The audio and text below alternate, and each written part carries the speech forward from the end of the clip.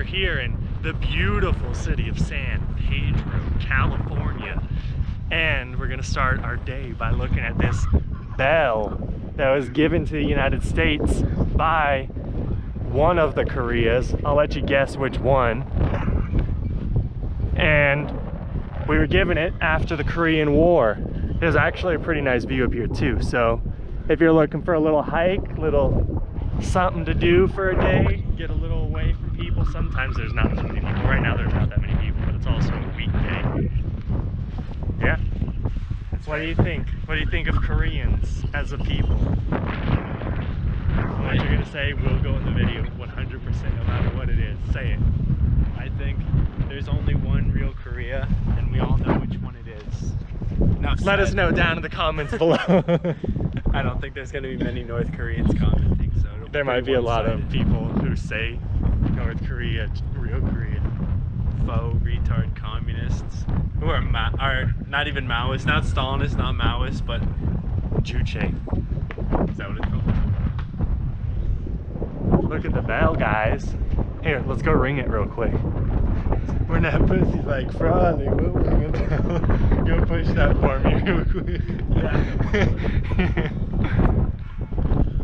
God knows I'd want to. It's actually really good. It looks really nice.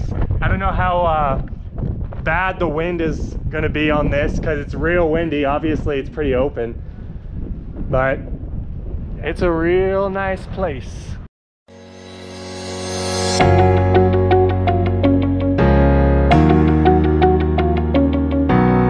Like I was saying though, really nice views. Fanning's never viewed anything before. I've never seen a thing before. This is the first time his eyes started working. So. I've never been to San Pedro. One thing I'll say about San Pedro is it's got a nice bell, and that's what's important. Is there anything of notoriety that I should be aware of in San Pedro other than this bell? Yes, and we're gonna go there right now. Okay, so right up the street from the Korean Friendship Bell, or whatever it's called, there is a old battery of naval guns pointed out to the sea to defend the port of Los Angeles and Long Beach. I don't know too much about it. I know that at one point in World War II, they were like worried there was gonna be an air raid here or like an attack on Los Angeles area. So this was like the front lines of where they thought there might be a strike on the US. Here, let me see. I think there's even a movie about it. Show one of the guns right here. God, look at them guns. You go up to it. Oh, I thought the gun would have a name somewhere. It doesn't have a name. It's stuck on Zoom. There it is. Is it still going? Look at that. Never before seen. The gun hole. The gun hole. Alright, let's go inside this battery. Sometimes out here they'll have an old Willys Jeep that the employees that work out here, they drive around in. So that's kind of cool. Little immersiveness. They aren't dressing in like, yeah, they have Christmas lights up just in case you want to celebrate Christmas. In case you want to celebrate good times, come on. Is that a reference? No. All right, we're going into battery Ozgood, named after Osborne, Ozzy Osbourne. Just kidding. Hi. Are we able to walk in yet or no? Like, I'm not sure. oh, do you guys work here or no? No. Okay, cool. That We'll means just yes. walk in. Yeah. Is this your guys' like camera stuff? You guys making a movie here? We are doing a shoot. Okay, cool.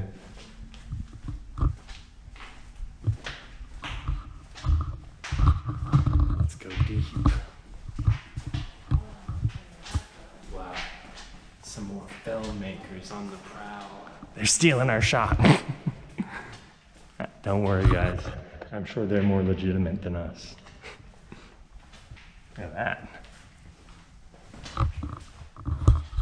We've done it. We've gone all the way to a wall. Imagine being stationed here in this bunker.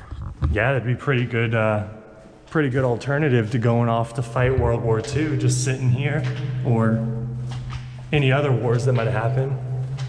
Yeah. It's so dark in here. It's pretty gross out.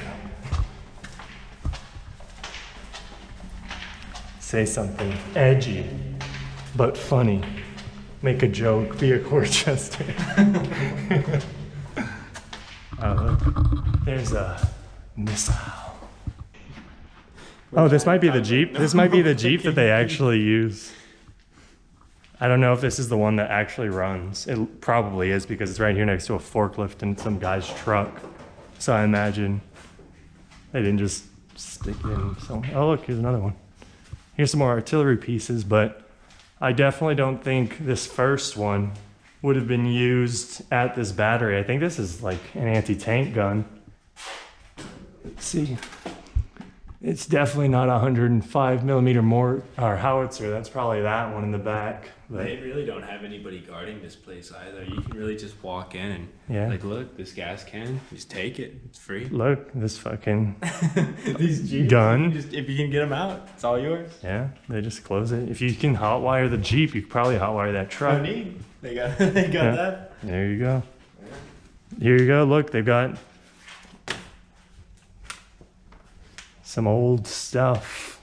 It's not even written in. There's no standing orders for engineers. Oh, this is boring.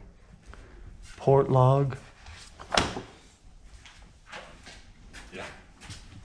Pretty good museum. Oh, there's like an actual part we can go in over there. We got to get to the other side. I don't think we can go to the other side this way, but I can show you some old cans this way. Oh, they're empty. Corn. Eat well. Corn. Good old American corn. Why'd they empty them out? Must they? Probably didn't want to have rotten corn in their displays. They might have found these here. I honestly, we don't know anything about anything that we're showing you because there's not any labeling or anything. It's just like kind of a warehouse to a museum, sort of seeming like there's just stuff. Like this is obviously probably where the kitchen was, I would guess. But I couldn't tell you anything about stuff that's in here. This is an oven. Yes. They bake cupcakes and muffins. It's a really interactive museum. Yeah, you literally just reach into things. Look. Look at this. They didn't have fire back then, that's for sure. If you want a whisk from 1940, here you go. If you're feeling wistful. Get one of these. Whiskey. Bent and hellbound. It's like an old ammo loader thing.